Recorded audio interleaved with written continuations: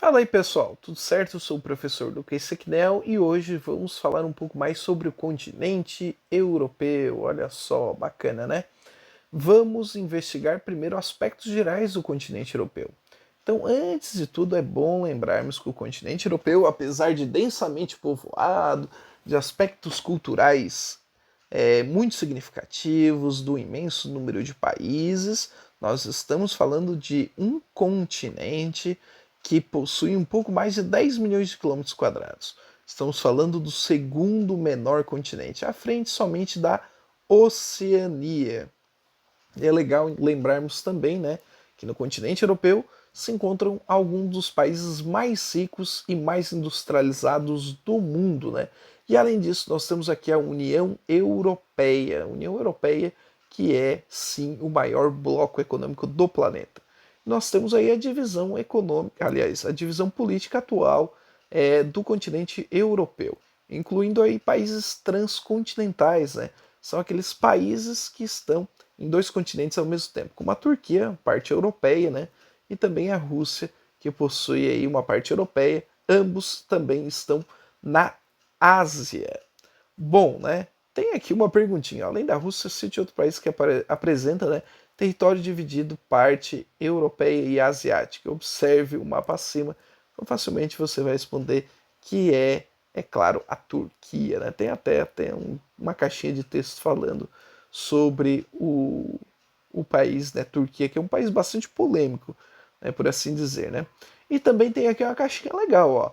O continente europeu estende-se no sentido oeste-leste do Oceano Atlântico aos montes Urais, localizados no interior do território russo em razão da extensão norte-sul. A Europa prolonga-se do Oceano Glacial Ártico ao Mar Mediterrâneo. Então, vem aqui do Oceano Glacial Ártico até o Mar Mediterrâneo, né, falando de norte e sul.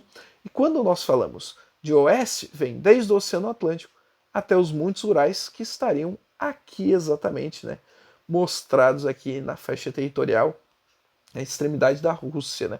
Vocês podem estar se perguntando, bom, professor, por que tem alguns nomezinhos, né, com números, né, na legenda? É que são países bem pequenos. Por exemplo, Andorra, número 1. A Andorra, gente, a Andorra ela está aqui, ó, número 1. Aí você tem aqui outros exemplos, número 2, número 3. Todos esses nomes são nomes grandes que não cabem, né, no mapa, ficaria um ruído cartográfico muito grande. Pois bem, a regionalização do continente europeu, para além dos aspectos físicos, pode levar em consideração aspectos históricos e econômicos. Então nós temos duas Europas, a Europa Ocidental, aqui com essa cor laranja, e a Europa Oriental com essa cor rosa. Né? Claro que a Europa Oriental é um pouquinho maior porque conta com a Rússia. Né? E quando nós falamos da Europa Ocidental ou desenvolvida, é formado por países que apresentam em sua maioria uma economia forte, diversificada e altamente industrializada. Né? Quando falamos o outro, a Europa Oriental, é composto por países de economia menos industrializadas, predominando países que adotavam, não adotam mais, né? Nem todos adotam. O regime socialista. Observe no mapa essa divisão. Uma divisão bem clara, né? Sempre lembrando que a caixinha de texto sempre faz alusão aí, né, ao que nós temos no continente europeu.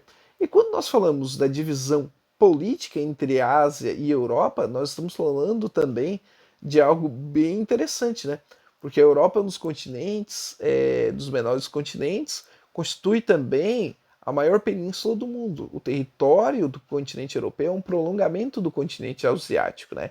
Estando diretamente conectado por via terrestre. É um bloco euroasiático. A definição dos limites da Europa Oriental com a Ásia sempre foi uma tarefa bastante controversa entre os geógrafos. Para resolver essa questão, foi necessário dividir o território russo em dois continentes. Ao lado dele, né, em sentido longitudinal, norte-sul, passam os Montes Urais, uma antiga cordilheira já bastante desgastada. Ao longo se estabeleceu então uma fronteira imaginária com um limite físico, né, que separa a Europa e também o continente asiático. Para quem não sabe, tem até aqui a definição de península, né, prolongamento de terras de um continente que se encontra rodeado de água, exceto pelo lado que une ao continente. Exemplo de península, Península Ibérica, Portugal e Espanha. Né? Mas a Europa como um todo Península Escandinava, né? Enfim, né? Tem aqui uma concepção artística. E para finalizar, né, pessoal, nós temos aqui entendendo as fronteiras e o território no mundo atual. É importante lembrarmos, a gente vai analisar mais as figurinhas, né, porque tem uma ligação bem forte aí com conflitos. 1914, como era a Europa antes aí da Primeira Guerra Mundial. Nós temos aí poucos países, né? Nós temos o Império Alemão, o Império Austro-Húngaro, o Império Russo, nomes diferentes. Portugal e Espanha pouco se envolveram, estavam aqui, né? A França, o Reino Unido se envolveram bastante nesse primeiro conflito mundial. Depois, em 1937, um pouquinho antes das primeiras grandes invasões hitlerianas, né, nós temos aí um desenho já diferente. A União Soviética já não é mais Império Russo, né, e nós temos a compartimentação do solo europeu, né, em novos países. Repare bem que cresce o número de países, né, e principalmente surge um que vai dar muita dor de cabeça, que é a Iugoslávia, né, que depois deixa de existir também.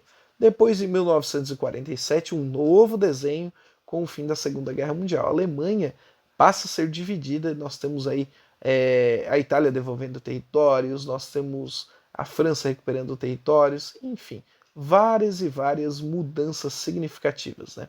É importante lembrar que hoje, em 2015, no estágio mais atual, você já não tem, por exemplo, né, aquela ideia da Iugoslávia. Você tem a separação em várias nações novas, várias nações que infelizmente não cabem no mapa e acabam aparecendo aqui, né? Como Montenegro, nós temos a Bósnia-Herzegovina, né, a Eslovênia, enfim. Nós temos vários e vários exemplos, né? E a dissolução de outros países.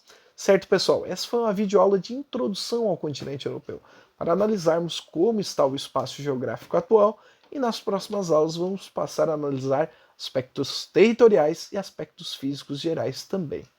Certo, pessoal? Muito obrigado pela audiência, continue curtindo o canal Lucas Sequinel e até a próxima.